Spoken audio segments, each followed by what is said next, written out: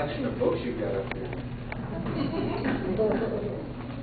Cowards by Glenn Beck. You read that? That's my favorite book of the Glenn Beck books. Mostly because my name is in it.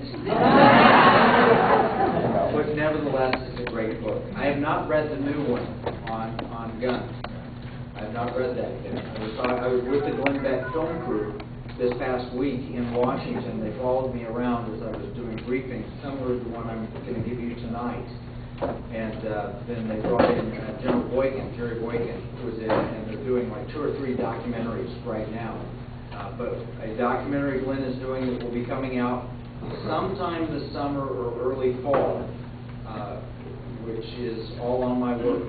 I don't know what the title of it will be, but watch for that. It's going to be feature length and like a 2-hour documentary. So anyway, I am so privileged to be here. We love Florida. My family came with me. I have no complaints from my daughters. Daddy's going to go speaking and we want you to go. Because we always land in Orlando and they end up at Disney 10 out of 12 days that we're in town. So I'm glad to be here. I appreciate the opportunity. And we are selling books at the back, and my daughter Kieran, raise your hand, Kieran, is collecting. I feel bad about this. Normally, I charge exactly what I pay for the books, and I show you the receipt. Because normally in Texas, I guess Amazon doesn't have a facility here in Florida, so they don't charge me sales tax. Because the normal fee is $17.91 plus tax and shipping, and it runs right up to $20, and I charge $20. Anybody that wants to pay $17.91 for the book, I'm not here to make profit. I'll give you the change I've got. If I collect too much. But we're asking $20 just because that way I don't have to carry change. But what I am going to do is I'm going to turn around and whatever we get extra, we're going to put right back in your tea party. Because that's not why I'm here.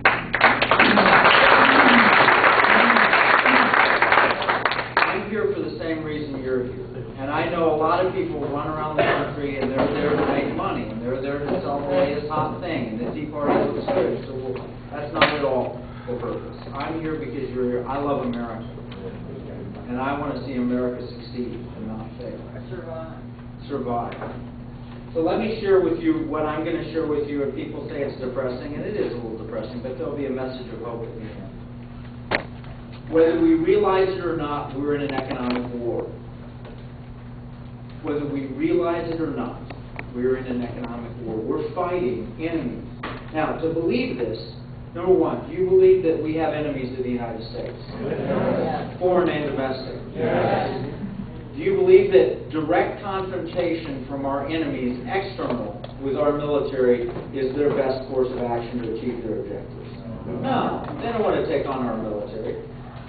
Do we have vulnerabilities in our system? Yes. You have just passed the test. You're smarter than the vast majority of people in Washington, D.C. They argue on all 3 of those points. Can you believe it? Every one of them I get arguments on. Okay.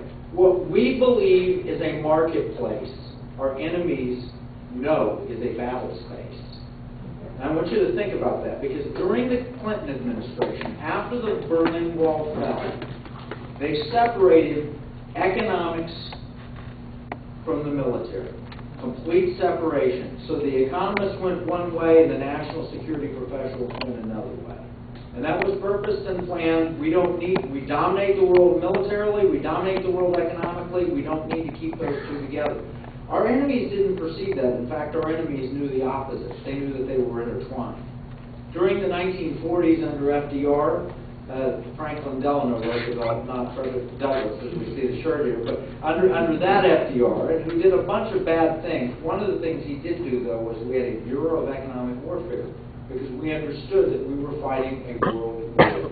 We're fighting a world war today, but it's a world war economically. Now, just to prove my point, a couple of weeks ago, the Carnegie, this is May 3rd, the Carnegie Institute put out an understanding of what it was going to look like in the Near East 30 years from now.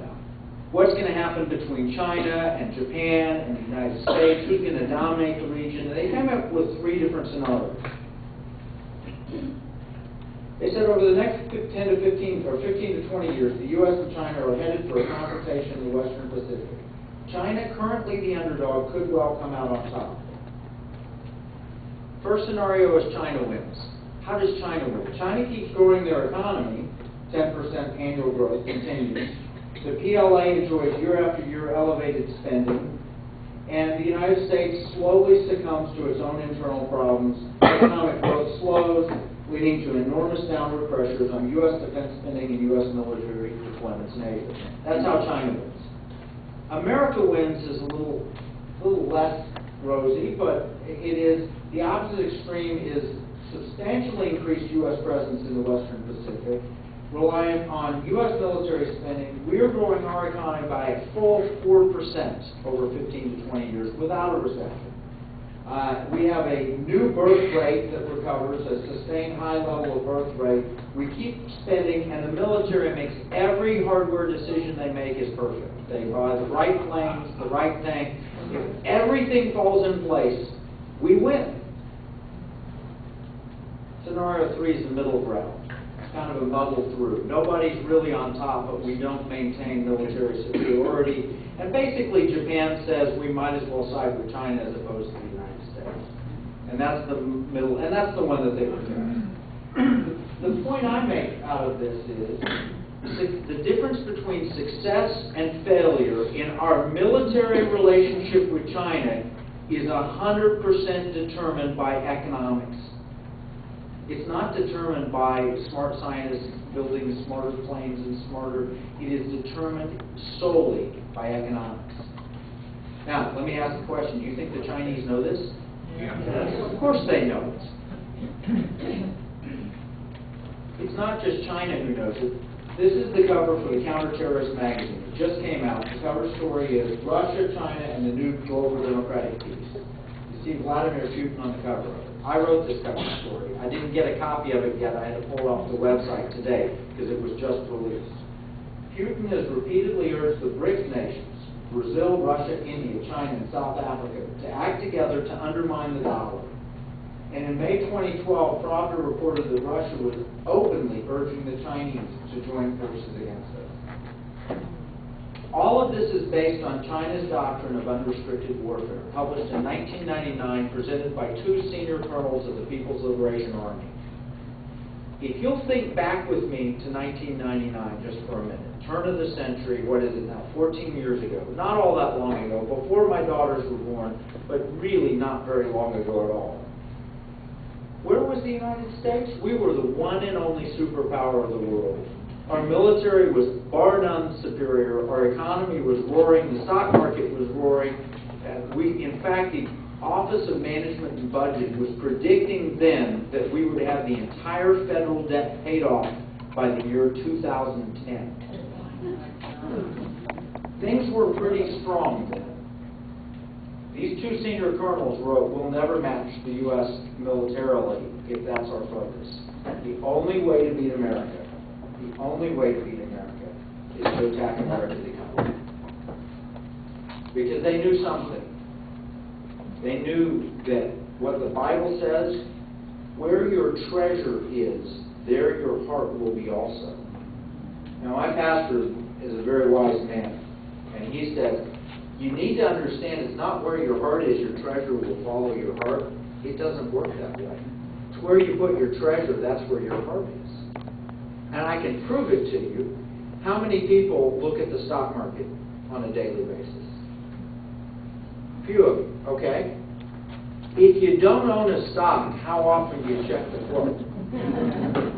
If you own it, how often do you check it? Where you put your treasure, that's where your focus goes. That's where your heart goes. The Chinese understood this, and they understood that America put our treasure, it used to be our treasure, was in our ideals, in our Constitution, in the things we stood for. That was our treasure, and we put our heart there, and then we'd sacrifice anything for that. That's how you win a world war. Now, though, what the Chinese knew is we put our treasure in our economy. If the stock market goes down, we panic. It was just a few years ago, 2008, when the stock market collapsed. 5 years ago, 4.5 years ago, and people panicked. We put our treasure in our economy. The Chinese knew this, and they said, if we attack them direct on, they'll fight us. But if we attack their economy, they'll give up and sell out to us. So here's what they wrote. This is the original Chinese. If the attacking side, if China musters a large amount of capital and launches a sneak attack against financial markets, then after causing a financial crisis, buries computer viruses and hacker detachments, and carries out network attacks against the enemy, so that the civilian electricity network, traffic dispatching network, financial transaction network are all paralyzed. This will cause the enemy nation, that's us, to fall into social panic, street riots, and a political crisis. That's how you beat America. Let me tell you, when they wrote this book, the total Chinese holdings in their foreign holdings of currencies were about $100 billion. It's $3.1 trillion today. They've amassed a great deal of capital. They're not alone. Sovereign wealth funds in the Middle East had about $100 billion in capital. They have $3.1 trillion in capital today, just like the Chinese. They're following the same plan. So they said financial warfare. The way you beat America is financial warfare. And financial warfare you've never heard of, but in the 21st century it will be the most important type of warfare. And it will be based on the methodology of this guy named George Soros. How many people have heard of George Soros? How many people in 1999 knew who he was? A handful, about less than a third of the people who know him now. The Chinese knew who he was. The British knew who he was. He crashed the British pound in 92. The Malaysians knew who he was. He attacked the Malaysian ringgit in 97. And the Chinese knew who he was. And they said, it won't be a military strategist, it won't be a statesman, it will be someone like George Soros. He's mentioned in this book.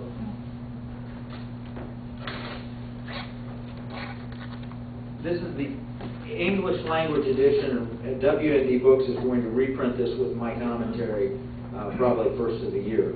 This is the English book, English language unrestricted warfare. He's mentioned in here, what's it say, 19 times? Bin Laden's mentioned 21 times, and the two of them are mentioned together 9 times. And when you read the book, it mentions things like, we could ever get Osama bin Laden to adopt the strategies of George Soros, we would have a hyper-strategic weapon capable of bringing down the United States. How many people knew who Osama bin Laden was in 1999? They studied. They did their work. They earned their pay. They said, as we see the single man-made stock market crash, a single computer virus invasion, or any rumor or scandal that affects an enemy country's exchange rate of their currency, these are all new concept weapons. This is the new way to win. Now, what would happen if the stock market crashed, somebody hacked it and it crashed and stayed down, it lost 50%, 75% from current values and stayed down? Can you imagine the devastation that would be? We recovered. The stock market's back. It was above 15,000 yesterday. It's below 15,000 today. I don't know where it closed, but it's right around that. It's recovered. But did you know that the average American still has lost about 45% of their wealth despite that stock market recovery? That crash was pretty significant. It's devastated us. We went from a $9 trillion debt to a $17 trillion debt, mostly as a result of that stock market crash. So the Chinese, in Quishi magazine, this is the official journal of the Communist Party, basically said, to beat America, we'll have to come up with new concept weapons. Wait a minute, that's what they said in 1999, new concept weapons. What's the most powerful weapon we have? We own their debt. Here's another biblical truth. The borrower is a slave to the lender. We own their debt, and all we have to do is we can dump their debt or just stop buying. The Chinese have stopped buying our debt. And it will cause deep crisis for Washington. And we won't be able to blame China. In fact, when I've raised this issue, people will say, well, the Chinese, if they dumped our debt, it's not their fault, it's our fault, and we're blaming ourselves. This is all a part of the strategy that was outlined in Unrestricted Warfare. And it goes back to the KGB. This is really interesting. Anyone here ever read Jan Senya? This is the highest-ranking Soviet defector, Soviet bloc defector in history. He was number 2 in the Czechoslovakian party. In 1982, he wrote this book. He defected to the United States in the late 70s. The CIA listened to him and transcribed and wrote everything, and he basically said, you all aren't paying attention. This is a long-term KGB plot to destroy America. You know? So he published a book, and this is what he said in his book. He said, the fourth and final phase we call the era of global democratic peace. Now, this is from a Communist Party leader talking in 1982 about global democratic peace. And when you read it, what he's basically saying is, we're going to let the old Soviet Union implode, and we're going to just do a corporate restructuring, and we'll come back and we'll look like we're capitalists and we're democracy, and we'll vote for our leaders, but we'll still run it. Putin was a KGB officer. He's now running the country.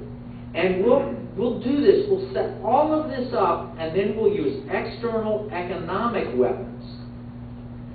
Not missiles, not tanks. External economic weapons, and that will collapse the American economy and usher in a period where they will rush to elect the progressive candidate. Social economic conditions for progressive forces to emerge inside the country. We will bury you. This is a long-term plan. Does that sound like what happened in 2008? The economy collapsed. We rushed to elect the progressive candidate. That's exactly what happened. This was written in 1982. In fact, one of Putin's best friends is a Russian studies professor named Panarin. Panarin was quoted in the Wall Street Journal in reference to a 1998 conference in Linz, Austria, where he went in and laid out how America would collapse in the year 2010.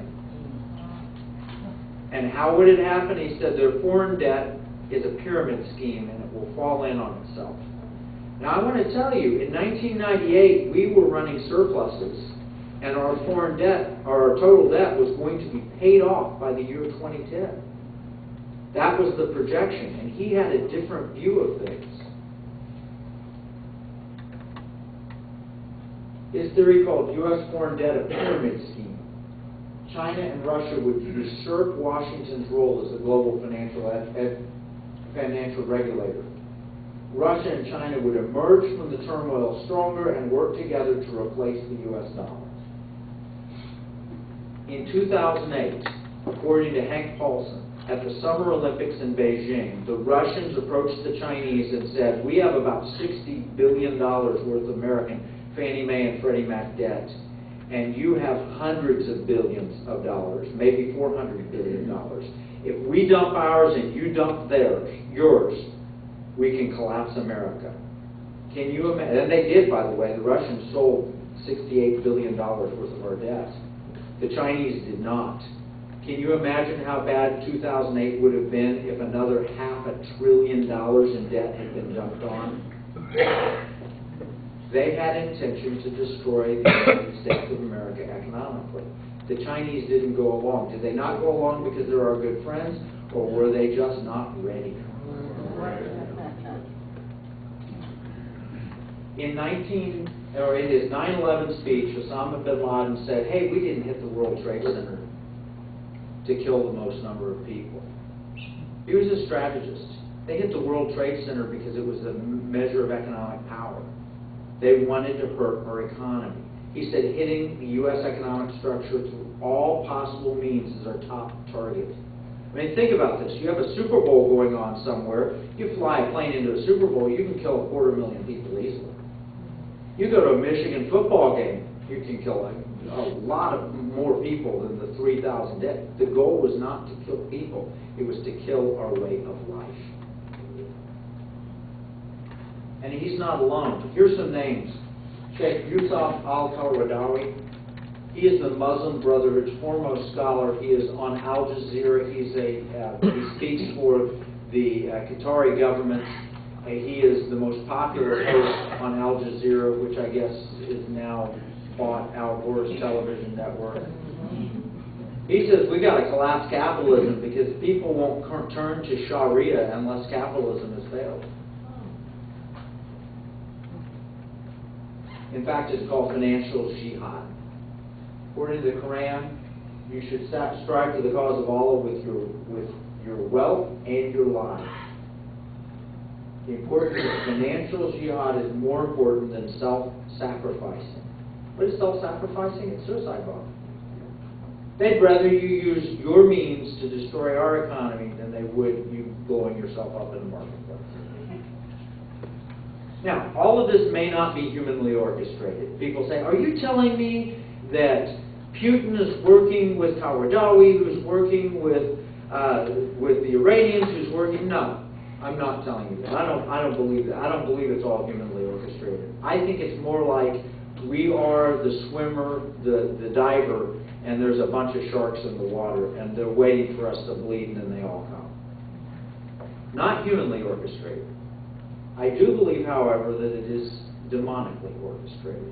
And this is just I have two commercials in the presentation. Like I told you, I'm not here to make a profit. The only reason that I'm here is to spread the truth. And I have two commercials. And my two commercials, this is the first one, is the thief is Satan. He comes to steal, to kill, and to destroy. That's the bad news. The good news is Jesus said, but I have come that you might have life and have it more abundantly. That's the good news. That's commercial one. I've shared. You'll know when commercial two happens. It happens near the end of the program. Okay, so I already told you this. Office of Management Budget said that we will pay off all our debt by the year 2010. At the turn of the century, the stock market was about where it is today as measured by the S&P 500. One thing has drastically changed, though. The price of oil was $20 a barrel. January 2000, price of oil, $20 a barrel. January 2007, the price of oil was $50 a barrel, which is quite a gain from the 20 to the 50. But it went on in June 2008, it got to $150 a barrel, and it's hovered around 80 to 120 ever since. So the economic world almost ended. How did we get from the most prosperous nation on earth and everything going right for us and $20 a barrel oil in the stock market with the S&P over 1,500, which is, it's in the 1,600 range now. So 14 years we've gone up 100 points on the S&P 500. How did we get from that to this? And I'm going to play this very quick YouTube. Have you seen this YouTube? This is Representative Paul Kantorski, Democrat from Pennsylvania, trying to explain on C-SPAN, why did you vote for TARP? Why did you do that? Listen to this. On Thursday at about 11 o'clock in the morning, the Federal Reserve noticed a tremendous drawdown of money market accounts in the United States to the tune of $550 billion was being drawn out in a matter of an hour or two. The Treasury opened up its window to help. They pumped $105 billion in the system and quickly realized that they could not stem the tide. We were having an electronic run on the banks. They decided to close the operation, close down the money accounts, and announce a guarantee of $250,000 per account so there wouldn't be further panic out there. And that's what actually happened. If they had not done that, their estimation was that by 2 o'clock that afternoon, $5.5 trillion would have been drawn out of the money market system of the United States, would have collapsed the entire economy of the United States, and within 24 hours the world economy would have collapsed. Now, we talked at that time about what would happen if that happened. It would have been the end of our economic system and our political system as we know it. And that's why, when they made the point, we've got to act and do things quickly, we did. I've talked to congressmen on both sides of the aisle. I've talked to senators. I've talked to people in the Treasury Department, in the CIA, in the DIA, in the FBI, and I can tell you something. We almost lost our entire system over one weekend in September. There was so much money being pulled out and so much panic, because where your treasure is, there your heart will be also. We had a treasure attack, which meant we had a heart attack in this nation. What changed? 9/11 changed everything. If you think about it, at the turn of the century, We had the strongest economy in the world. Osama bin Laden says, I'm going to hit you economically. And what does the President of the United States say you should do to be patriotic? What's your patriotic duty? Go shopping. Go shopping! And what did we do? We borrowed against our houses. We borrowed against anything we could find, and we spent money like crazy, and we created a bubble economy. Now, I'm not going to let the Democrats off the hook. The Community Reinvestment Act was a terrible thing. And people borrowed money and bought houses they should not do. But they were told that was their patriotic duty, go shopping. And I'm not letting the Republicans off the hook because they made some stupid errors favoring Wall Street over Main Street. And they really did. And I'll give you one example in the presentation. Common sense went out the window. And the government decided we needed deficit spend. And so we were spending trillions of dollars that we did not have, borrowing from whom? China. Here is our deficit and surplus going back to the turn of the century. The blue represents surpluses. This is 2001. We were on our way back. We were running surpluses. And in fact, President Bush ran on this. He was Governor Bush. He said, how are we going to spend the surplus? Do you remember that? We're going to give it in tax cuts. Now, have nothing against tax cuts. I think I do a better job with my money than the government does. I have nothing against tax cuts. But we were so awash in money, we thought that we spent like crazy. Then 9/11 hit, and we had tax cuts, and we had wars, and we had Community Reinvestment Act, and we had no regulation on Wall Street that was needed. Everything perfect storm. So what's happened? Who's benefited? From the turn of the century to now, the U.S. economy as a percentage of the world has dropped sharply, and the China's percentage of the world has increased sharply. You can see it. There's China, there's the United States. The other winner in all of this is OPEC. If you're selling $20 a barrel oil, you're not making nearly as much as if you're selling $100 a barrel oil. They made the tune of about $1 trillion difference a year. Who's been the loser? The middle class of the United States of America. Yeah. We have lost. It has come out of our pockets. So in 2008, I'm having breakfast with two gentlemen that were in town in the Dallas-Fort Worth area to speak at a David Barton conference. One was an FBI counterterrorism expert. The other worked for the Joint Chiefs of Staff of the United States. They sat down and they shared some scary things with me. They said, for example, there's been a Muslim Brotherhood infiltration operation in the United States, and they laid out why they thought it was happening and how it was happening and so forth. And I said, wow, that is scary. And then I said, but let me tell you, I believe what my pastor told me. Where your treasure is, there your heart will be also. I said, the faster way to beat America would be to hit us economically and panic us. And they said, wow, we hadn't thought about that. And I said, what do you mean you haven't? You're the counterterrorism expert at the FBI, and you're the Joint Chiefs, and you're not dealing with financial terrorism or economic warfare? No, we really don't. That's new to us. So they quickly sent me a request to write a white paper, which I did, and then they sent me a request to write a formal paper, and they put me under contract. And my white paper was in December of 2008. My formal paper was commissioned in January 2009. In June 2009, my final paper was presented. They promised me next phase of study because they said this is the most important thing that's going on, work that's going on in America. And then all of a sudden they cut me off. They threatened to classify my work and put me in jail if I ever discussed it again. Wow. I showed Glenn's documentary folks the email that said that. He said, like, do you have any proof that I got an email right here? It says it right there. Now why? Why would they do that? What I'm about to tell you, no reason you can't. I thought, well, maybe they're afraid people will panic. But I've talked to hundreds of groups, and people don't panic. They wise up. Why would they be so afraid of it? You know what I was told? I was told it doesn't fit the narrative.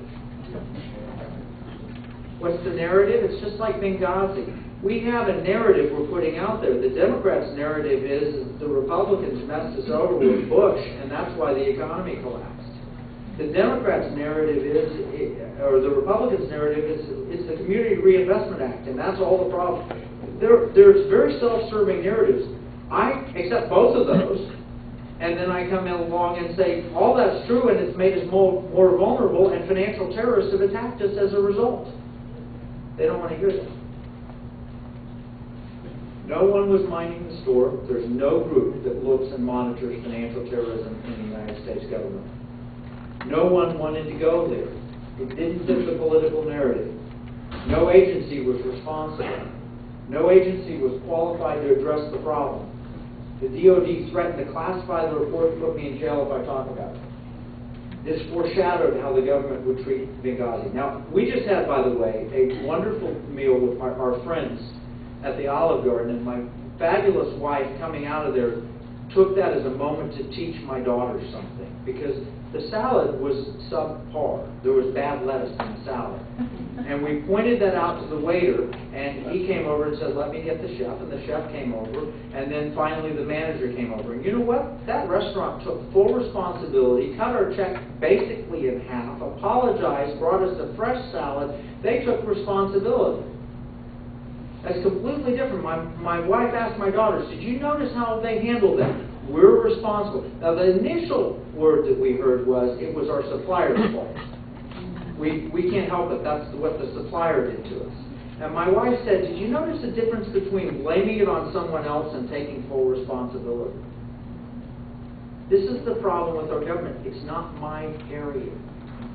It's not my problem. They passed the buck. Who lied to us about Benghazi? Everybody. But it's not my fault. It was the CIA. No, it was the State Department. No, it was this. No, it was that. That's what I got. That's what I still get for the 5 years and counting that I've been going to Washington. Never stopped. It never stopped. So, what we found was our markets regulatory regime was established to counter criminal activity. And let me explain to you criminal activity, which hit home here in Florida pretty hard. Criminal activity is where a guy named Bernie Madoff takes money from people and he gives a little bit back and pretends like he's making lots of money, and that's criminal activity. It's very painful. And the way we catch that is after you've committed the crime, we then hopefully go in and find out about it, which we didn't, but he confessed eventually because he knew he was in trouble, and he didn't want the Russian mafia to kill him and things like that. I don't know exactly why he confessed, but he confessed, and we put him in jail, and he's in jail today. What good does jail do when your goal is to hijack an airplane and fly it into a building? Is that a deterrent? We will put you in jail. We had and still have a pre-9/11 mentality in regard to our financial markets. We'll catch Martha Stewart after the fact and make her wear an ankle bracelet. Well, I'll tell you why it's pre-9/11. Before 9/11, our FBI protocol for handling hijackings was talk the plane down. And once you get them on the ground, we can work things out, surround the plane, just get the plane on the ground. Well, that worked very fine if the goal is to get to Cuba. It doesn't work very well if the goal is to kill a lot of people flying into a building.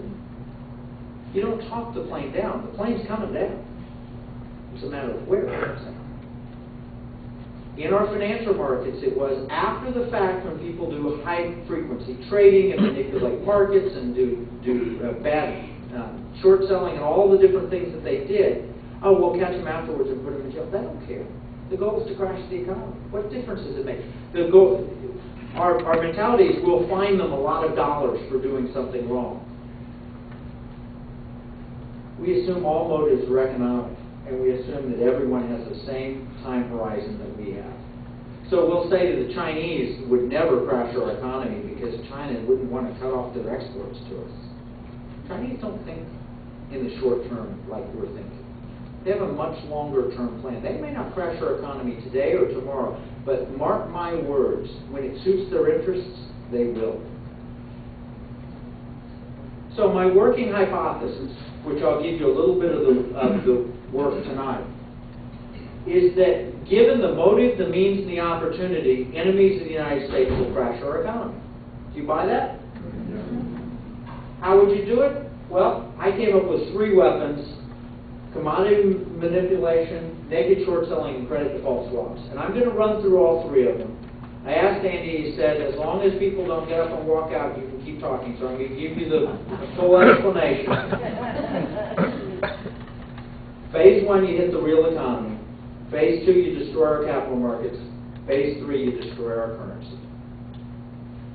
Oil went straight up from January 2007 through June 2008. It went from $50 to $150 a barrel. Straight up. Now, people will tell you that's because of the Chinese demand. Did you know that Chinese demand decreased from early 2007 to mid-2008? Yeah. Did you know American demand decreased? Did you know global demand decreased? We had less demand. Well, that must have been there's a big supply shortage. No, we actually produced more oil globally from January 2007 to June 2008. Supply went up, demand went down. Normally that would mean lower prices, right? Not then. It meant higher prices. Not just higher prices, but a tripling of the oil price. How do you triple oil prices with lower demand and greater supply? How do you do that? It's the only time the price of oil has ever tripled in a short-term period without a supply disruption, like an oil embargo. It's a huge wealth transfer. When oil was $125 a barrel, OPEC oil and gas in the ground, recoverable oil and gas in the ground, was worth more than everything else on the planet.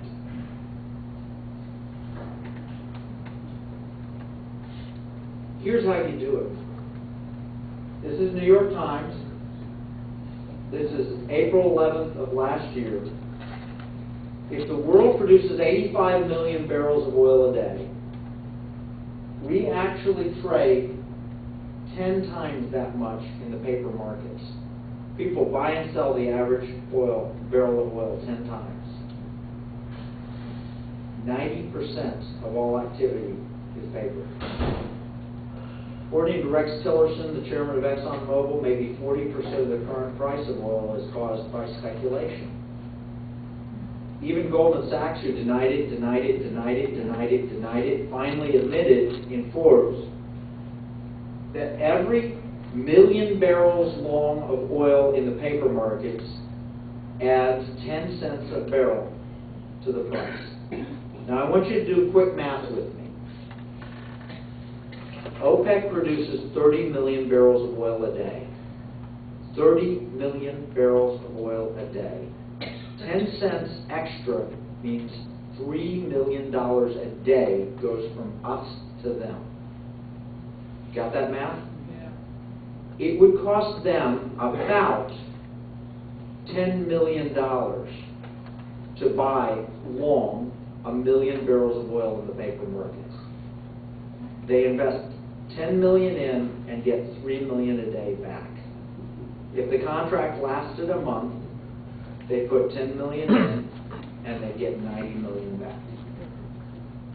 And they had no risk because they had the oil.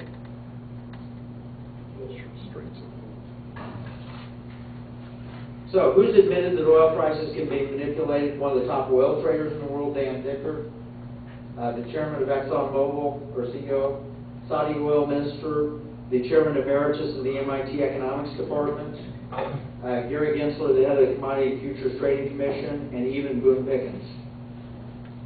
Now, Boone, I put an asterisk there because Boone said, in typical Boone fashion, and if he watches YouTube, I guess he'll see this.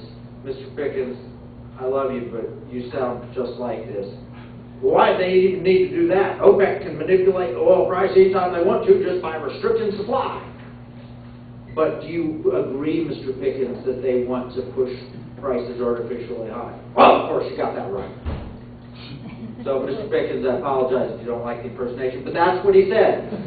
And I've got proof. I've got my Oklahoma State University fan and graduate wife back there who went proudly with me to meet the man who gave $1 billion to her school, or whatever it was that he gave. So, can markets that big be manipulated? People argue with me all the time. I have a one-word answer now. It's called LIBOR, the London Interbank Offer Rate, the largest market in the world, and it was manipulated so much that Barclays paid a $453 million fine for controlling LIBOR, which controls and sets the interest rates. Of course, markets can be manipulated.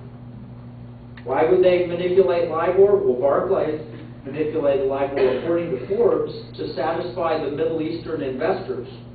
They wanted Qatar and Abu Dhabi to invest in Barclays, and so they tried to make it look like they were getting a better deal in the London interbank offer rate than they actually were. They were manipulating interest rates to attract Middle East investment. Okay, phase one. You manipulate oil prices, and what did that do to your pocketbook when oil went from 50 to 150? You had less purchasing power. You could be less patriotic, buying stuff like George Bush told you to. People drained their savings, they borrowed against their house. It hit the real economy. That's phase one. Phase two, crashed the stock market. A single man-made stock market crash is a new concept weapon, according to the Chinese. In October 2007, the Dow Jones Industrial Average was 14,100. In March 2009, it was 6,500. Is that a market crash? Biggest drop since the Great Depression. That is a real market crash. 14,100 to 6,500. People, woohoo, the Dow's at new highs now. We're at 14,009 something. You know what? That's 800 points we've gone up over 5 years. 6 years, actually. Not a huge, massive gains. Our economy is, and you know, you go back further back to the year 2000, we were about at these levels in the year 2000. We just not gained much. But that was a massive stock market crash. How do you crash the stock market? Well, we'll go to George Soros, the man the Chinese said was the expert on financial warfare, right? We turned to an expert, not statesman or military strategist, but rather George Soros. What caused the market crash, Mr. Soros? He answered in the Wall Street Journal in an op-ed. He said it was bear rates. See that term? Bear rates. The simultaneous selling short of stocks and bidding up of CDS, credit default swaps. That crashed the market. Those two weapons, I'll explain those weapons to you. According to Rolling Stone, naked short selling. Now, are you familiar with naked short selling? Show of hands. Anybody familiar with naked short selling? No. A couple. Okay. How about regular short selling? Okay, let's differentiate this. One, it's not doing the same thing in your underwear at your E-Trade account. It's actually technically a very different thing.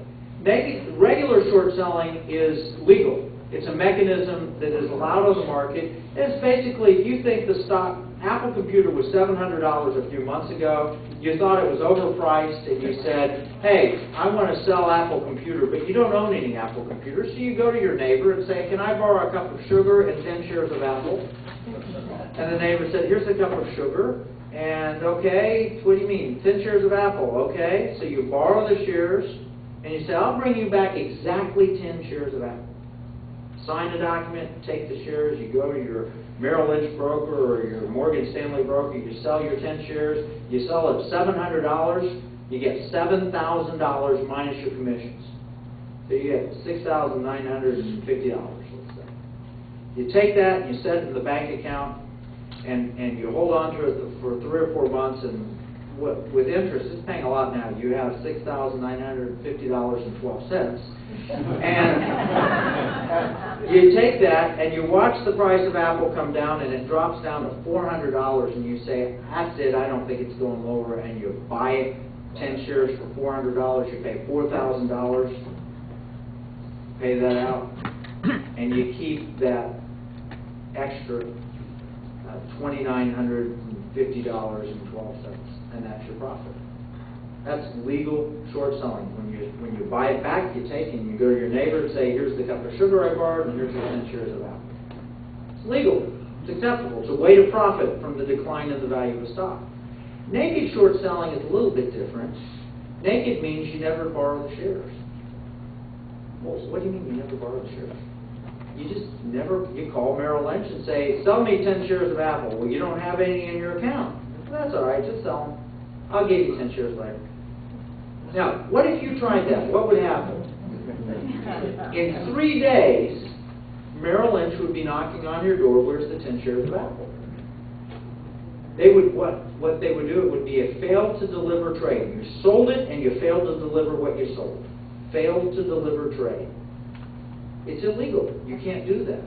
There's one exemption that was named after this fine, reputable citizen named Bernie Madoff, called the Madoff Report, that allows a broker-dealer, a market maker, to naked short sell. Let's say a client says, I want to buy some shares of the stock, and they don't have time to get the stock, or it's running up in price, and they sell it, and an IOU, and then they go find it in a day or two, and then they deliver it. That's the one legal exemption. Well, I take that back. There's a second legal exemption. I'll tell you about in a minute. But what naked short sellers do is they sell large quantities of stock they don't own. They create phantom shares. It's like counterfeiting. One of the reasons you have to borrow shares is because there's a limit on how many shares are available to borrow. If there's no limit, you can sell shares, you could sell 100 million shares of a stock. Could you imagine that somebody faking 100 million shares and just dumping them on the market? That would hurt the stock, don't you think? You think that would hurt the stock? Well, failed trades from naked short selling hurt Lehman stock. Maybe half of the decline, 30 to 70% of the decline was caused by naked short selling. On September 11th, 2008, 7 years to the day after 9/11/01, and over that next week, about 100 million shares of fake Lehman shares were sold on the market, never delivered. Now, Lehman Brothers had problems. I've looked at this in detail. They had subprime lending, they had hedge funds, they had all kinds of problems. But you know they had enough capital under normal times to have survived. The 100-and-some-year-old firm, and they went out of business within a week. All the regulators looked at it, you're fine, you're fine, you're fine, you're fine, you're gone. It was because there was 100 million shares of their stock naked sold short. By the way, September 15th was the day that Congressman Paul Kanjorski was discussing. That was the day. When Lehman collapsed, that's when everybody panicked. So the SEC saw Bernie Madoff as a voice of authority, so they created this exemption that I told you about called the Madoff exemption to allow naked short selling. So, a report on economic warfare produced by the Pentagon, which was my report, this is in The Economist magazine. Notice this. Do you see that spike there? That chart shows daily settlement fails. That means somebody sold something and doesn't show up with it. Daily settlement fails. And it shows a pretty good history of it, 2007 to 2011. See that spike right there? That's when Lehman Brothers failed. People just dumped 100 million shares on the market that did not exist, and that helped collapse Lehman. The SEC panicked, and so on September 18th, the next Monday after the 15th, they stopped all short selling. Now, I don't know what's going on, but we got to stop all short selling. Remember the term I used, bear raids? This is Barry Ritholtz. He writes a Wall Street blog. He's highly respected on Wall Street. What does he say about bear raids? He said the bear raids that took place were not a case of piling on by U.S.-based hedge funds. Rather, all the trading was coming from overseas, London, Dubai. And it all happened on the anniversary of 9/11. Is anyone looking to see if this is financial terrorism? I'm going to play another clip. This is Jim Cramer. You all know who Jim Cramer is? This is Stop Trading. That's Aaron Burnett and Jim Cramer. Jim Cramer became very famous when he went on the rant before this, and his rant was, "They know nothing." You remember that? Yeah. Listen to this. Talking with a number of short sellers today, and I have a lot of friends who are short sellers, a lot of friends who are long buyers. The traditional people who are allegedly shorting are not, okay? They've read the rules, they're not doing it. Right.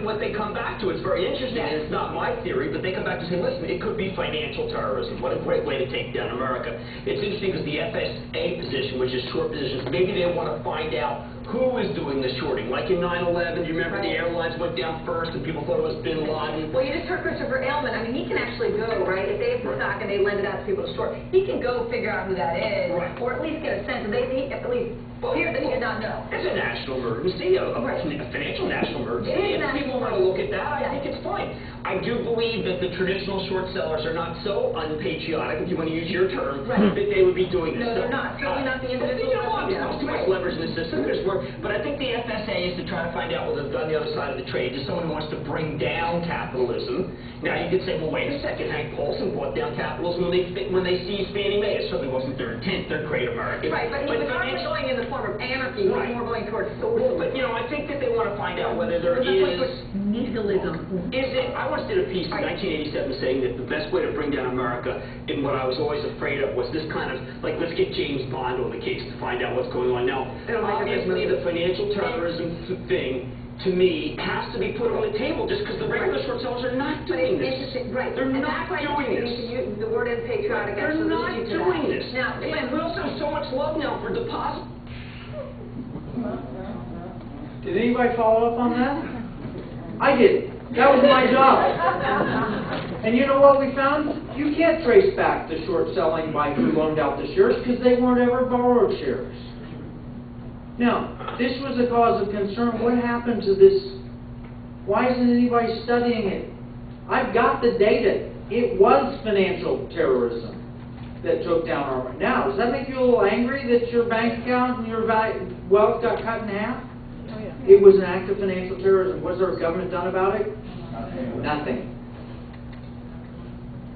Here's the other exception.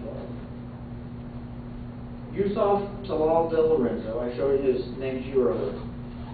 Jim Rickers, Barclays Bank, and Sharia Capital all created a way for Islamic finance units to naked short sell because they couldn't borrow shares because they'd have to pay interest, stock lending fees or interest, and under Sharia you can't pay interest. So they essentially created this massive market maker system to take advantage of the Madoff exemption and to short sell naked. It was coming out of Dubai and London. This is how it happened. This is from the Unrestricted Warfare Symposium held at the Pentagon. You have a sovereign wealth fund here. You have a target company there. They go through all these covers. They go through this trust and this and that just to hide their trading activity.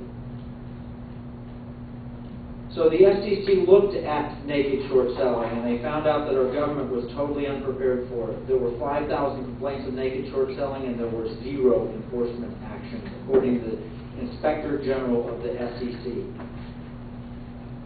He even said that these can be used by fraudsters for illegal market manipulation.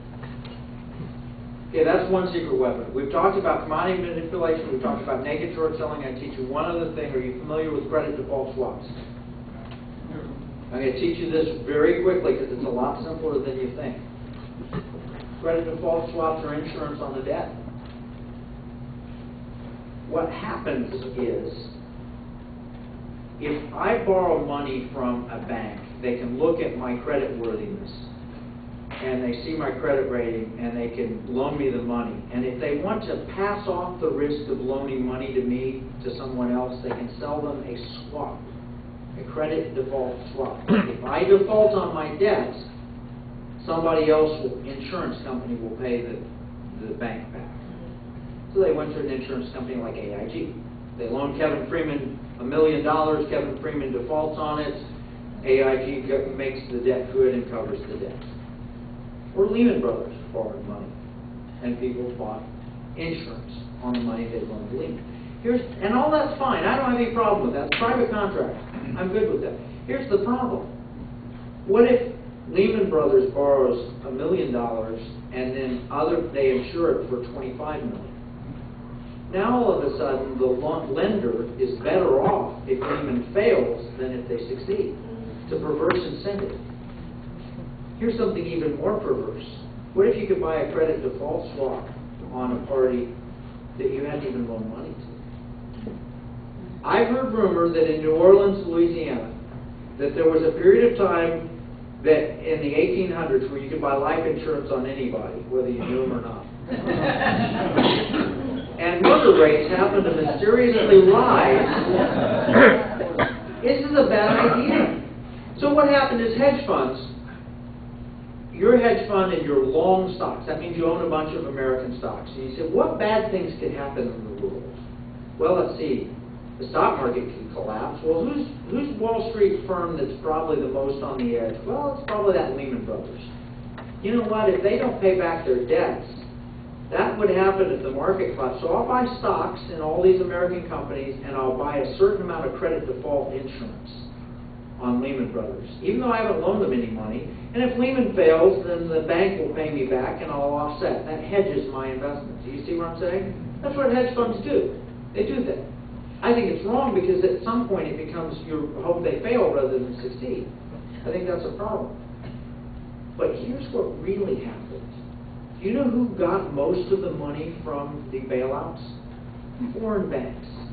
Not U.S. banks, foreign banks. And why? Because they owned all the credit insurance that they bought from AIG. AIG failed because they sold all this credit insurance. And when we traced it back, we found the Middle East was receiving a large portion. Here's how you kill Lehman Brothers. George Soros told us. You short their stock without borrowing shares, and you buy insurance in case they default on their debt. And what happens when you have all this insurance against them? They won't be able to borrow money because their credit risk is through the roof. People take out a lot of insurance on you. That's indicative that you have a lot of debt, and you can't borrow money at that point. It becomes impossible. So the simultaneous selling short of stocks without borrowing shares and buying up all the credit default swaps will put a company out of business. It's like buying fire insurance on your neighbor's house and then buying matches. Warren Buffett called these, by the way, financial weapons of mass destruction. Same sort of thing the Chinese talk about. So you can see credit default swap rates spiked twice. This is when Bear Stearns failed. This is when Lehman Brothers failed. Now, I looked at the newspapers in the Middle East to see what they thought about the failures of these two U.S. firms that had been around for 150 years and survived the Great Depression. So what did they think of Bear Stearns failing and Lehman Brothers? Two Jewish banks went down. They were all excited.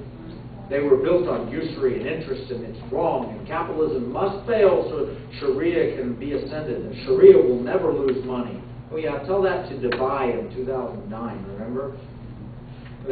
You build these indoor snow skiing arenas and you think that's a good idea, but it's Sharia finance, so it can never decline. Thank goodness, put the date down because it's the 5th of June in 2013 for the YouTube audience, because I don't want anybody to think that I've denigrated Sharia after they passed the law saying it's impossible to do that. So right now I think I'm safe. I believe I'm safe. So Lehman Brothers collapsed. All right, I got to go one more side, and I apologize for this, but I just saw this, and Deborah saw it too today. It just, one of my friends that worked counterterrorism for the FBI was let go, and when he was let go, they purged all his training documents because they were denigrating to Islam. All the training documents removed. And the guy who did that is the director of the Central Intelligence Agency now, so it's really, you know. What they did, though, is they brought in pro-Muslim scholars to write training manuals, and one of them wrote a training piece that said this. He said the Quran represented the teachings of the Prophet Muhammad. I thought, oh, I can buy that. That's no problem. No, that was unacceptable. Ripped it out and substituted that the Quran was the revealed word of God. That's the official statement from the FBI training manual. That, to me, where I'm coming from, that's blasphemy. All right, so sorry to be aside, but on the week of 9/11, naked short selling increased 1,600-fold. Now, you remember that week, 9/11? Every week a bank was failing, and Hank Paulson pulled in a group of people, and all of a sudden the bank changed names. Remember that? You remember that week, those weeks of September? 9/11 week, at the end of it, Merrill Lynch is failing, Lehman is failing. They were brought in. Merrill Lynch, you are going to be bought by Bank of America. And they were. Lehman Brothers, you're going to be bought by Barclays. And it wasn't. What happened? Well, according to the Treasury Secretary, well, we couldn't come to an agreement. The UK government didn't want the risk. No. Here's what happened. Barclays said no because they said we don't have the shareholder votes to do it. Barclays' largest share owners were Qatar and Abu Dhabi. They said no. They wanted the assets because as soon as Lehman went into bankruptcy, they went in and bought the assets for $1 billion. They marked up the assets to $5 billion in December 2008, while the market was still collapsing. They were writing up the value of those assets because they were worth a whole lot more than they paid for them. And in the spring of 2009, Abu Dhabi and Qatar pulled out $5 billion. We all suffered, and those two sovereign wealth funds pulled out and made a huge profit off that transaction.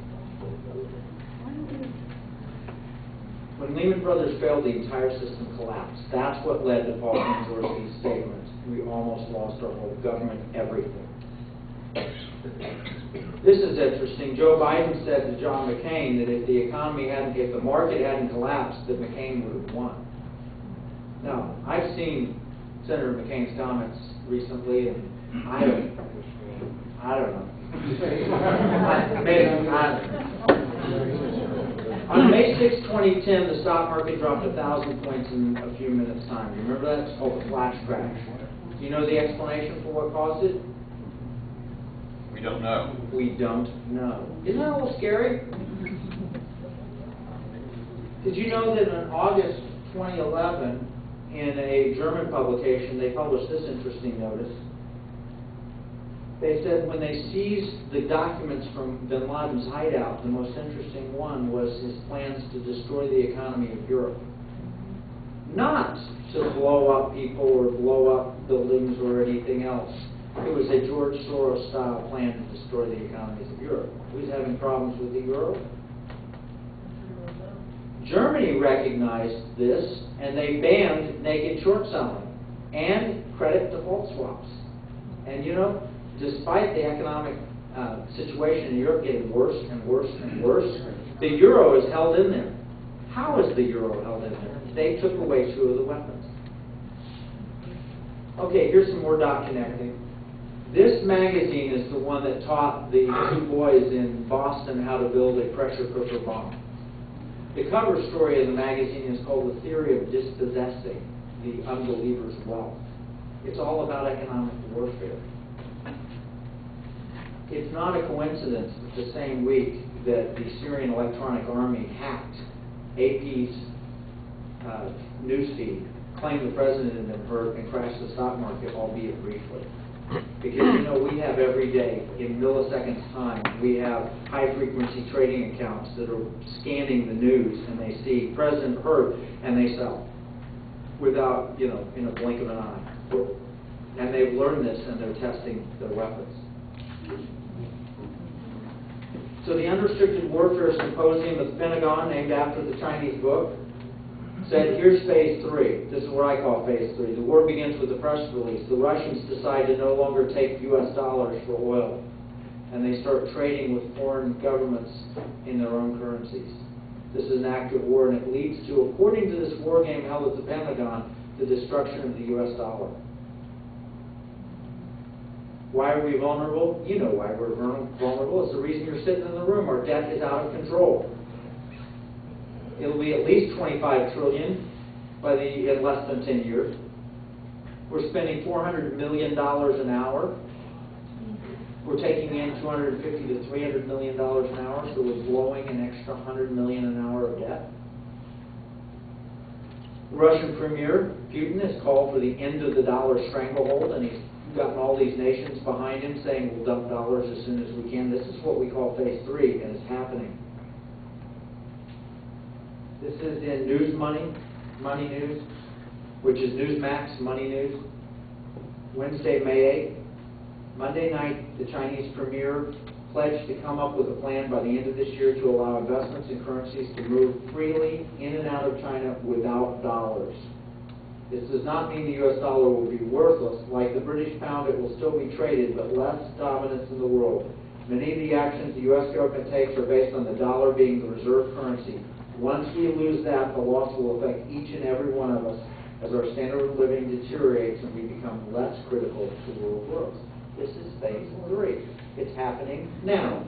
I said it, by the way, you get my original Pentagon report. I said, stupid U.S. government will probably respond to all this by borrowing a whole bunch of money and trying to spread the wealth around. This was written before before we've had the past so many years. And I even listed the trillions of dollars that we were spending and all the stimulus and everything, and they've done it exactly. And I said phase 3 is the end of the U.S. dollar as reserve currency, and I had written back to me, that's crazy, we won't lose the reserve status for at least 50 years.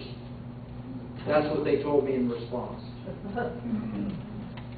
Okay, aren't these our friends though, like the British? Standard Chartered, he had $250 billion of money laundered that they laundered for the Iranians. They said, you effing Americans, who are you to tell us, the rest of the world, what we do? Would the Chinese hurt us? General Xi in 2005 said, if it means that we have to kill 100 million or 200 million Americans, but it achieves the China century, of course we'll do it. Why wouldn't we do economic warfare?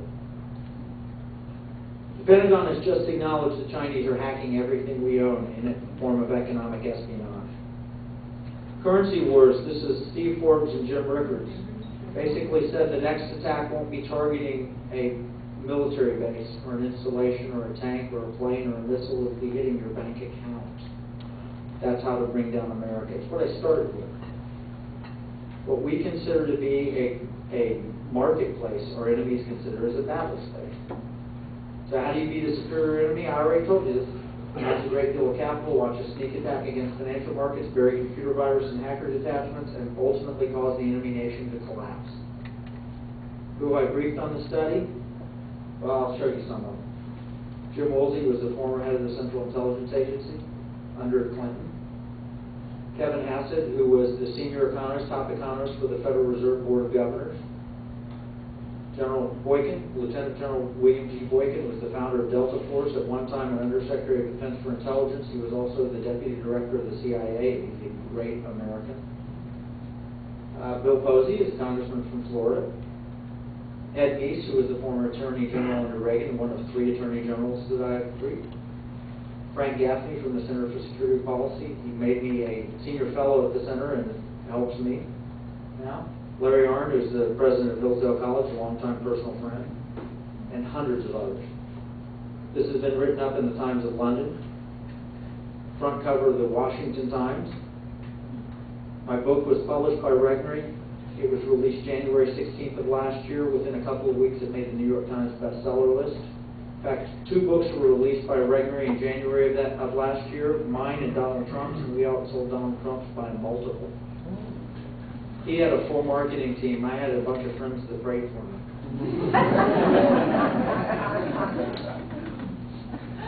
I've been on Glenn Beck's show, CNBC. Glenn is holding up and saying, buy this book. Megyn Kelly, I've spoken on C-SPAN, the Oak Initiative, Jewish Voice Today, written all these articles. This one right there is an official publication for the United States government. It's called Weapons of Mass Destruction. That's the American Legion magazine, 2.3 million readers. Counter-terrorists, I mentioned those. This one, read that quote. In all the recommendations for all the ways to deal with weapons of mass destruction, this is what the government said in this publication. Number 1, recognize that economic warfare is as real as any other type of warfare. As real as any threat we face. So here's my solution. This is really the first solution. The better solution is just a minute. I'm just about to wrap up. The NSIC Institute, National Security Investment Consultant, because I do not give a presentation like this one in which at least one person and usually 3 or 4 say, now what do you do for a living? And I say, well, I'm an investment manager. That's why I sell my books at cost. I make my money. Would you manage my money? And I get that question everywhere I go. I said, you know what? There's got to be a way to take the American spirit, capitalism, free enterprise, entrepreneurship, and all of that, and give an economic incentive to get this word out. Because I'm talking several nights a week. People are, can you come talk here? Can you come? And I love it. I do it. And I drag my family all across the country. My main business is managing my client. People say, well, you manage money. So what I generally say back to them is I say, who's your financial advisor? Who are you working with? Do they know this? Can we help educate them? And we've created an institute at the Keating Center for Capitalism, Free Enterprise, and Constitutional Liberty in Bartlesville, Oklahoma. at Oklahoma Wesleyan University, and we're going to train advisors. Send your advisor to us, we'll train them. Give them a credential, NSIC. They'll have a new message to take out. They'll go out and get clients telling people the truth. And people will say, I want somebody who knows this rather than somebody who doesn't. And there'll be hundreds of us preaching this message. And when we hit 1,000, the average advisor has about $100 million under management. When we hit 1,000, that will represent $100 billion of client money. If we get to 10,000, it will represent as much as $1 trillion. That's when Washington will pay attention. By training advisors and helping tie the pocketbook to Securing America, National Security Investment Consultants, NSIC. It's named that so that you'll think NCIS when you see it. You'll look great it is. But we're training people, and we're going to help them do a better job managing client money and invest those dollars in a way to protect America and not to send our interests overseas, not to panic. So what can you do? You can read my book. By the way, you can get the book off Amazon as cheaper than I'll sell it here, although I will donate back the extra profits. You can visit secretweapon.org, which is my website, or my blog is globaleconomicwarfare.com. You can sign up and I'll put you on the blog list, or you can just go to globaleconomicwarfare.com, put in your email address, and you'll get regular updates. You can demand that your representatives become aware of this problem. You can demand that your financial advisor get educated. Those are the things that you can do. Now let me tell you the second commercial. I told you there were two. This is the second commercial. Everything I just told you is not our problem. It's not your problem. It's not my problem. Our problem isn't money. We think it's our problem, but it's not our problem. The real problem is spiritual, and I can prove it to you in the Bible, in Deuteronomy. Chapter 28, it lists the blessing and the curses. You know, a nation under a blessing is one that lends to many nations and borrows from none. So we're not under a blessing, are we? No. We're under the opposite, borrowing from every nation and lending to none. That's a nation under a curse. Our problem is we're under a curse. It's not that we have a money problem. It's not that we have enemies. It's that we're a nation under a curse. The problem is spiritual. And if the problem is spiritual, the solution has to be spiritual. So you look at 2 Chronicles 7:14, which is a beautiful passage. Solomon had just gotten on his face before God. Wisest man on the earth. God just built a beautiful temple, and he says, hey, God, Almighty God, if your people come into the temple and pray at this temple and ask you to forgive them if they've walked away from you, will you forgive them? And then he doesn't just end there. He goes on and says, what if your people pray somewhere else? Do they have to be at the temple? And what if a foreigner comes in but prays at the temple and asks, what would you do, God? And he asks all this, and God answers him in a dream that night. God speaks to him and answers him. And he says these words that you've heard a lot of times, but you've got to look at the context. If my people who are called by my name, you have to humble yourself and pray and seek his face, not his hand, his face, and turn from your wicked ways. Then you will hear from heaven. It doesn't matter if you're in the temple or not in the temple. It's got to be his people. They've got to be a humble people. They've got to be praying, seeking his face, and turning from their wicked ways, which is repentance. To turn about and go 180 degrees the opposite direction is what repentance means. That is the solution. And I'll tell you, this room right here has enough to save the nation. Because we know that, because Sodom and Gomorrah would have been saved for 50 or 5. Let's do it. That's our solution right there.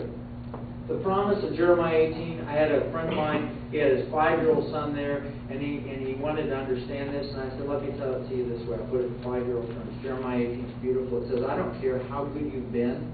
If you turn away from me, I'm going to punish you. And I don't care how bad you've been. If you turn to me, I'll forgive you and reward you. Now, let me think about this. We want to get up and tell God, oh, our America was founded on Christian principles. We were founded on all these great things. That's true.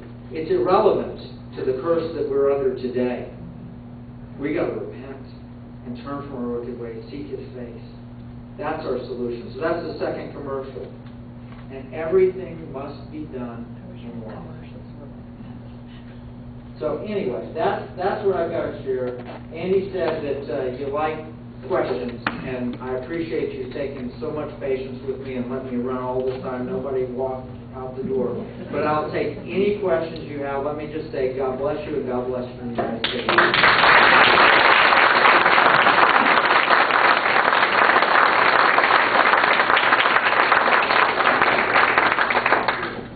Yes, sir. I remember back in the 70s when Richard Nixon was selling us on coming off the gold standard. And he was saying that our wealth is not in the gold that's standing behind each and every dollar. It's only a tool that our enemies can manipulate to devalue our currency, to rate our currency. And he took us off the gold standard with the idea that our strength and our wealth is in the people, in the work ethic, and the ingenuity that's represented here in our country. And so the gold standard went by the wayside, and now we have a lot of paper, but it's just paper, really. Where is our wealth? You're talking. I mean, we hold stock here, and we've got mortgages over there, but it's just paper. Where is our real wealth? Well, wealth can be in many forms, and one of the things that Richard Nixon said that was right, it's an arbitrary and capricious thing to determine that a shiny yellow metal is the soul and substance of wealth. Because if you're starving and you got a brick of gold and somebody else has got food, he's wealthier than you are with the food. Or as some of my friends that are big gun advocates say, if I have lead and you have gold, I have your gold. But, having said that, we are no longer that nation that Richard Nixon talked about. Now, I can get into a long discussion on why it might be a good thing to remove from a full gold standard, because all of the gold that's ever mined in the world would fill about 3 Olympic-sized swimming pools, and the population grows more rapidly than the mining of gold, and it's possible that we could discover an asteroid that's gold-laden and it could increase the money. So I can understand why a 100% pure gold standard is a problem. But the solution is not a 100% paper standard. And I'll prove it to you. I have in my hands a $100 bill from the Reserve Bank of Zimbabwe that was printed in 1995. And in 1998, this thing would have bought you $20 at Thomas Cook. 20 U.S. You could exchange 100 Zimbabwe for 20 U.S. in 1998. In 2008, you could take and exchange a $100 trillion Zimbabwe bill for about a penny U.S. That's what happens when your entire wealth is based on paper. Now, Nixon was making the argument that it's based, where is our wealth, it's our productivity. The United States owns enormous amounts of land as a government. You know, Utah is like 90% federally owned. We've got lots of natural resources. Of course, they're locked up by environmental regulation, and we can't get to them, but we've got lots of natural resources. We've got rare earth minerals. We've got all kinds of productive capacity. We've got companies that produce things. We have wealth. But the problem is that we're spending in debt, and the debt makes us vulnerable. If we would have said at Richard Nixon's time, I'm going to limit the growth of the money supply to the population and the normal growth of the economy, then we'd be all right today. But we didn't. The population is, you know, our debt was, I don't know what it was then, but I'm going to throw out a wild guess, but maybe $1 trillion of federal debt. We've not grown 17 times. Our population has not increased 17-fold since then. So a lot of this is just paper. As you said, and paper, trading with paper. You know, when I bought this $100 trillion bill, I bought it in Estes Park, Colorado, and the price was $17, and he said, I feel guilty, it's not worth anything. And I said, don't feel guilty, I'm giving you a little piece of paper. It's smaller and less colorful than this one. I mean, really, seriously, I asked my kids, I said, which is prettier? We got the Andrew Jackson, we've got these pretty rocks here in full color. Which one? You know, I gave him one piece of paper and he gave me another piece of paper. I've had more fun with this one than I did with this. It was a good exchange. So, but the point is that you're right. Paper is a problem, and the way we exited the gold standard was ridiculous, and the way we got on it was ridiculous. The idea that we'll confiscate everybody's gold and charge $35 an ounce, that was ridiculous. Letting the price of gold float with the world market, that was a good thing. And people should have gold in their portfolios. I just wouldn't put everything in gold. So when I invest, I diversify broadly. This gentleman here, I saw first. We know that the market goes up and up when there are more buyers than sellers, and it goes down when there's more sellers than buyers. Now, apparently money's been coming in from all over the world into our market. It's kind of causing or creating a false value. What would you say would be a good sign to look for when it's going to turn the other way? When the market's going to go down? Down south. What? You know, actually, to be honest, if I knew that, I would be giving you my books. And I would be traveling on my private jet, and I would be enjoying the company of you, and we'd all, you know, celebrate. I don't know when the market's going to turn down. I've made market predictions for most of my adult life, starting in 1987. I started making market predictions, and I've been right more than I've been wrong, and I said that I thought 15,000 would be kind of a peak.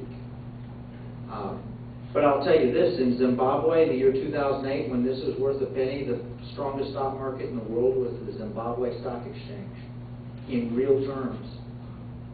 And few people understand this, but what happens if you're a day laborer and you work for the full day and you get 10 of these $100 trillion bills as your payment at the end of the day? You know, so that you're looking at, I don't even know what the next number is up. What's the next after a trillion? Oh, billion. Billion. But you got 10 of these things, and so you got them, and what can you do? You can't go buy property with it because it takes too long to get the deed and title search and all that. You can't buy food, the shelves are bare. You can't buy gold, there's nobody selling gold. What do you do with it? So what they did was they stuck it in the stock market, because you can buy that like that. And the von Mises Institute, no crazy liberal think tank, the von Mises Institute actually said that stock markets perform well when currencies collapse. So I don't know. 15,000 was what I thought kind of was the top. I don't know where it's going to go, but I have some stocks in undervalued companies because that's what John Templeton was my mentor. That's what he told me to do. And so I do what he said because he was smarter than I am. Yes, what about insured municipal bonds versus stocks? I'm not a big fan of bonds now because they just don't pay much. Municipal bonds pay better than most. Insurance helps, but if the insurance company fails, it's of no value. If AIG had not been supported by the federal government, all the credit default swaps would have failed. That wouldn't have worked. Our federal government paid that. Depends on the municipality. Do they have the ability to pay that back if we have a really serious currency crisis? The main reason I don't like fixed rate return instruments is if the currency collapses, they are toast. That's why I haven't paid off my mortgage. Well, there's two reasons I haven't paid off my mortgage. One of them is that I don't want to be completely out of debt. Debt is actually kind of a good thing if the currency collapses. Because my house, you know, let's say the house was, and it's not, but let's say it was worth $100,000. It's worth a little bit more than that, but let's say it was a $100,000 house, and the currency collapses 75%. I'd love to go back and pay that $100,000 back with devalued currency. Muni bonds, you're loaning money to the municipality. I think you're worse off being the lender than being the borrower under those circumstances. And we've seen this. Treasury bonds have inched up in interest rate, and the owners of those treasury bonds have been hurt so far this year. So the gentleman back there. Yeah, you presented this primarily as China and secondarily Russia and Al-Qaeda all targeting this in, I guess you're saying, the sharks circling in the water. But you also see other nations like the EU and Japan, which right now, you know, I've been following it carefully. Japan looks like, well, as John Walden says, a bug in search of a windshield. Yes. And their market crashed almost 4% today, and who knows what's going to happen tomorrow. If they're just not communicating together, there's going to be something that pushes it and they all pounce at once. What do you suspect is going to be the triggering event that results in them all rushing in because the blood is fresh? Well, you mentioned John Malden, and I'll say John's a friend of mine. We're on board of directors together of a biotech company out of Atlanta, Georgia, and we rode on the plane and had this very discussion of the bug in search of the windshield because one of his good friends and somebody I admire is Kevin Bass, who has written on this extensively. And Japan's one of those interesting things because the market has dropped, but it's still way up. And why is it way up? Because their currency's collapsed. They've purposely driven down the value of the yen this year, notwithstanding the past few days, purposely drove down the value of the yen, and it caused the Nikkei to soar, which goes back to that Zimbabwe point a little bit, and then it's corrected back the other way. Everybody is looking at this as a battle space, except for the United States government that looks like it enters the marketplace. And I think that's the message. The message is it's not just China, it's not just Russia. If you ever heard this, if you're sitting at a poker table and you don't know who the mark is, it's probably you.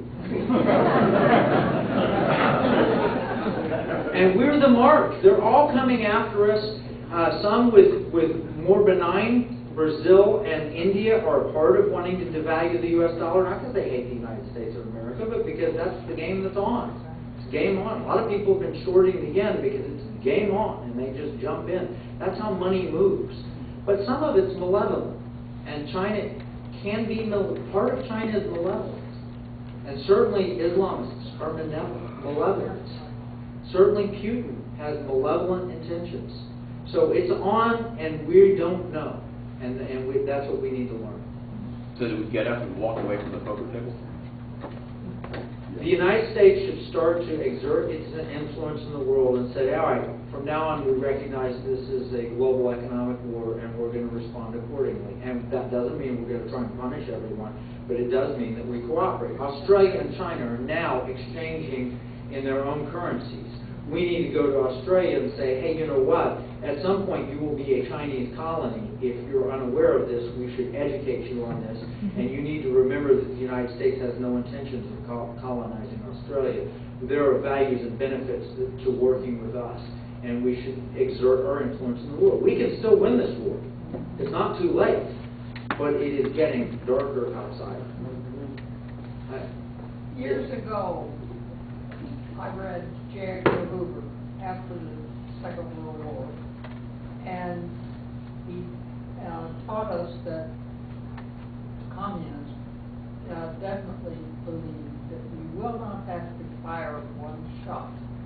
The United States will fall like an overripe fruit into our basket. And I am old enough to have seen all that come to pass if what you're saying does become true. And we are an overripe fruit. Well, there is absolute truth in that. I have good friends from the Reagan administration who told me point blank, absolutely without question, that we collapsed the Soviet Union using external economic weapons against them.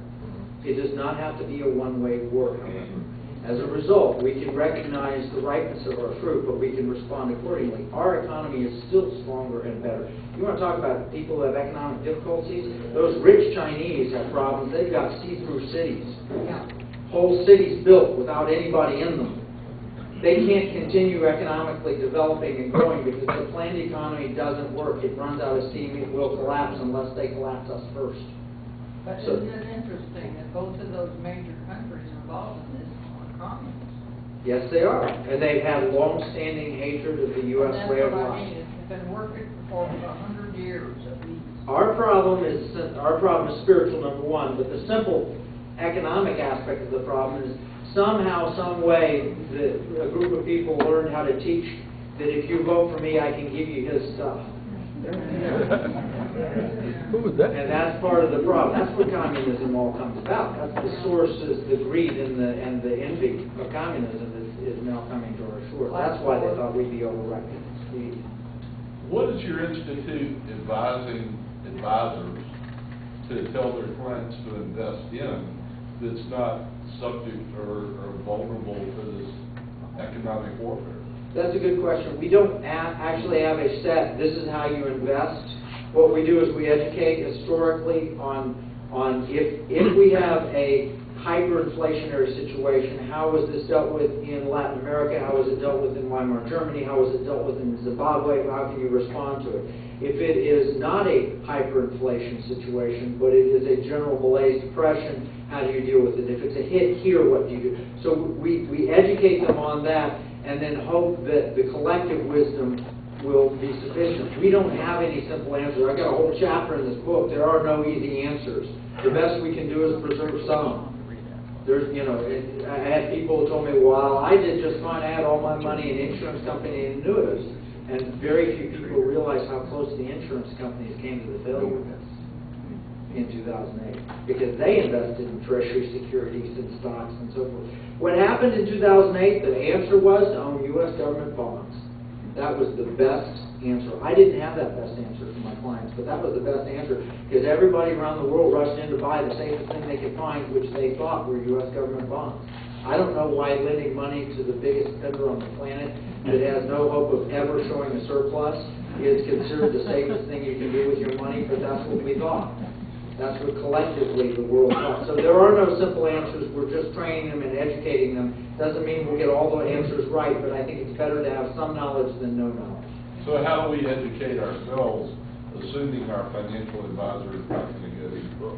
New book called Game Plan that will be released probably in January that will be the same, basically the textbook that we're teaching to the financial advisor. But I'll still bet that most of you will say, I'd rather have somebody smart that studied this and really focused on this to help me with it than me just doing it on my own. A certain percentage of you better off on your own, a certain percentage of you need an advisor. So you can buy the book and hopefully that'll help. This lady.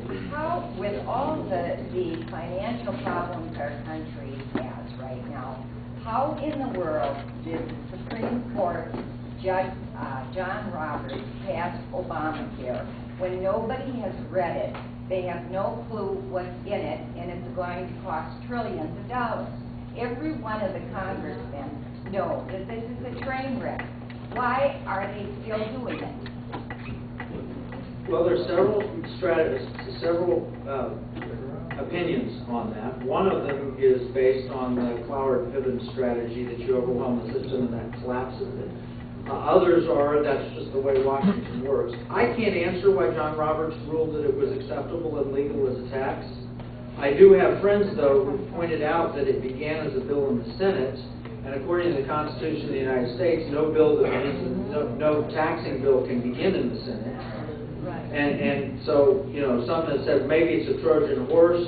Maybe he was threatened. Maybe he felt it was the right. I don't know the answer. I wish I could get inside of his head because I was just certain they would rule the other. I thought Kennedy would be the one that voted for it, if anyone. Well, do you think he got paid off or something? I make no claims about the Chief Justice of the United States whatsoever. You, sir, wait. Are you familiar with Chris Mortensen, and what do you think about his views and how they impact what you've discussed tonight? Chris Mortensen? No, I'm not familiar. He wrote the book, The Crash Course. I recommend it. Well, this is no secret. I mean, you're telling the story. Why don't the 20 or 25 conservative, somewhat greatest congressmen that we have put up a bill that would protect us from economic terror? Like you said, Germany banned the naked trade and all that. I mean, it seems like America, we're enabling our enemies. And so the biggest threat to America is the one in charge of America. I'm in Washington. I've been in Washington on average 1 to 2 times a month for the past 5 years. Most all of it at my own expense. You don't go. I was asked to come in to speak to a very senior agency in the Pentagon. If I said their name, you say, "Wow!" And they're having a full symposium. They've invited the only person that's paying his own way to be there will be me. And it's not. I said, "Hey, you gonna pay this?" And the answer is no, because we get shut down and couldn't do that, because it's under the executive branch and they don't like what I have to say. It doesn't fit the narrative. So I'm trying my best to educate, and we don't have that critical mass, but if we have $100 billion of client monies or $1 trillion of client monies, we will have that critical mass and we will speak loudly. I'm not really smart about all the economic stuff, but if we're continuing to borrow money like we do from foreign countries, then they own most of our wealth, right? How much of our wealth do they actually own?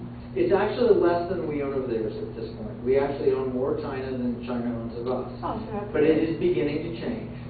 It's Okay. beginning to change rapidly. So don't we have laws in place that restrict foreign ownership and investment? We So that we welcome- don't, so that we are not actually end up being bought by some other country? We did, but we're selling Smithfield Foods to the Chinese, who sold the energy out from underneath Oklahoma and Texas to the Chinese. We did, but when we're in a panic, we'll sell to anybody and say. Even if there's a law saying that we can't do that? The laws are more written. Restrict that. Yeah, the laws are more written to give the authority to the government to pick and choose, and they're picking and They choosing. even own our land, and I wonder what percentage. Now they own our port. They're adding rapidly. We do put more money, we have historically put more money there than they have in us.